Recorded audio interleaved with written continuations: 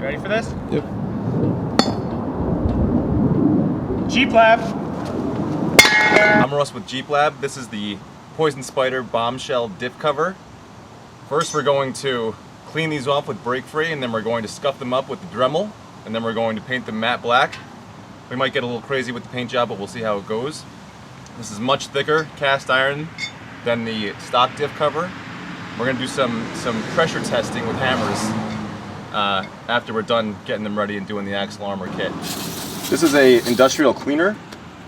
What it's going to do is it's going to take any grease that's inside this thing. You don't want it mixing with your gear oil that's going to be in here also. These things are pretty clean to start with. Okay, the diff cover is all prepped for being, I guess, brushed. This is the Dremel 8200 or 8220. 8220 is the one with the better battery. I love this thing. I charged it, I don't know, a month and a half ago, and it's still charged. So we're gonna do some scuffing and see how it goes. I'm gonna set the speed. See how it looks. A little more juice.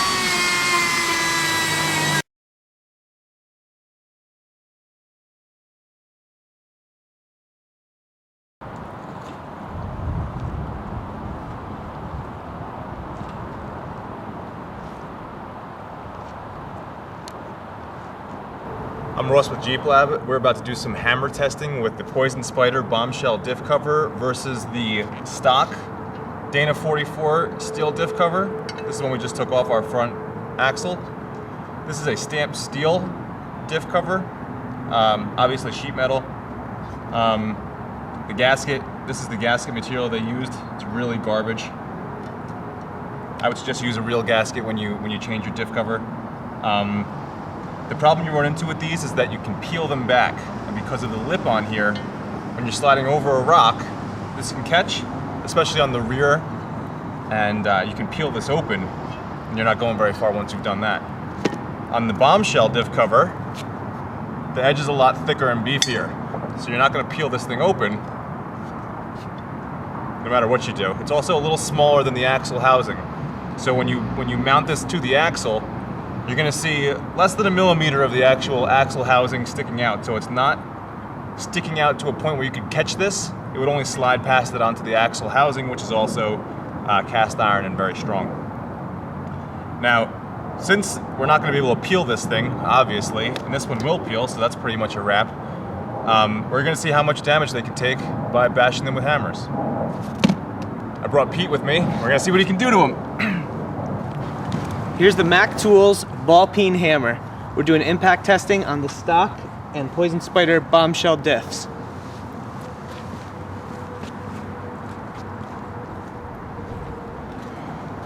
Here we go.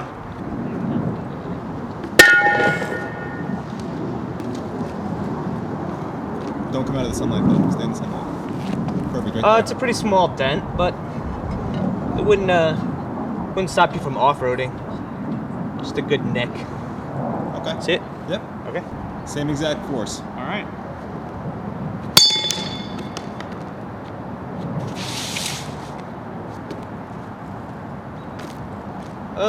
No damage, just flaked a little of the paint off there. All right. That's it. No Just hammer. no dents. Next we're gonna try this Carpenter's Claw hammer, which is about the same weight as the ball peen, so it shouldn't be much different. Try to hit it in a different spot. Here we go.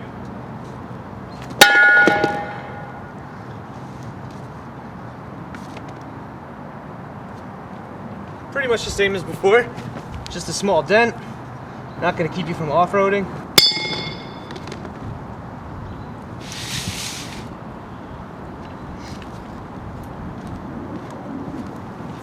Again, no dent, just taking a little paint off. So far, so here we have a Stanley 4-pound mini sledge, I guess this would be. This one might do some damage.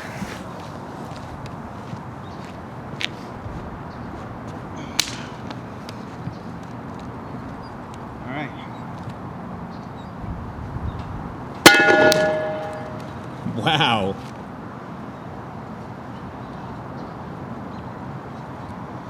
It's actually really good.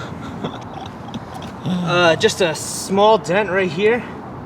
Tried to hit it more on the angle. How hard did you hit it? Pretty hard. I don't know if I might have been able to get a little bit more out of it, but I definitely swung it like I was going for it. Wow. Not too much, not too bad. I'm impressed with the stock cover.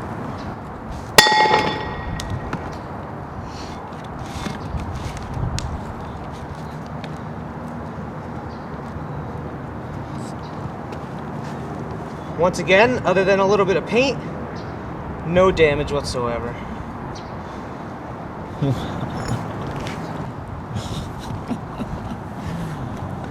The part we've all been waiting for, well, at least I have, the 8-pound maul sledgehammer. Hold it up a little bit to the 8 pounds in the sunlight. There you go. See that?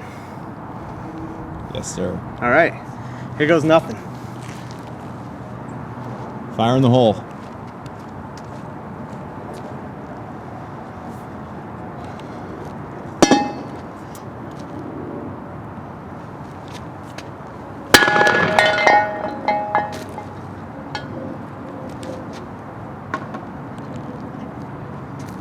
I'm still pretty impressed.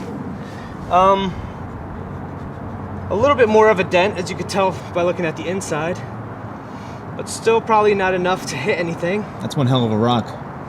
Yeah, I hit it pretty hard. I mean, we could hit it with the other end, but that might just pierce it. But still pretty solid. A couple of those will keep you off-road, but maybe not one.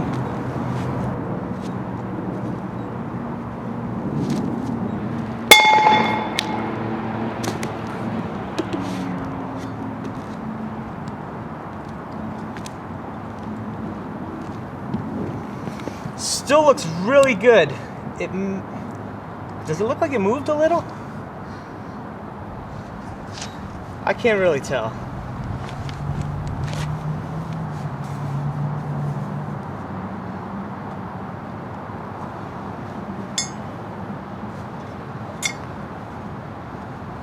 I don't think so. I mean, this would be the... It actually does. A little something right there, maybe? It's not enough to really tell, but it's... I think it might be just slightly dented. Maybe millimeters? Yeah, it's definitely not perfect the way it was before. A little misformed. Yeah. That's also not the... I mean, that's a hard hit, though, and you're still off-roading with no problem. I mean, you barely know that there's a problem here. This is definitely not interfering with your gears. Not at all. You want to hit it both one more time? With the big one? Yeah. All right. 8-pound sledge.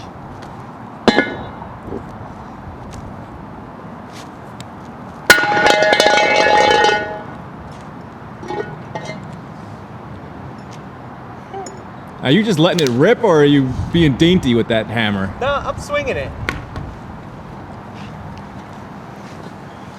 Is this the one you just did? Yeah. It's a little bit more significant. Yeah. Still not sure if it's enough to Your gears keep you are... off-road. I'd imagine they do sit pretty close in here, though. Mm-hmm. That's a beating. All right. Yeah, it'll survive a couple hits.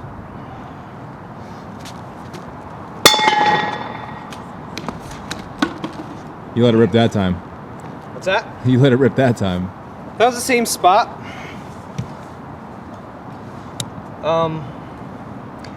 Other than some, like a minor imperfection of a dent and the paint removed, this thing held up pretty damn good. You want to bash it again?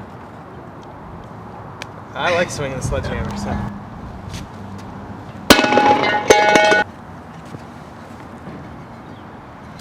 I think I hit the actual plug. I'm not sure you'll be getting this plug out anymore. See, it's a little crooked there, Huh? but Not bad, though. That's the Still held that's up the really worst of your good. problems. still held up really good. You probably could get it out. For this? Yep. G-flap.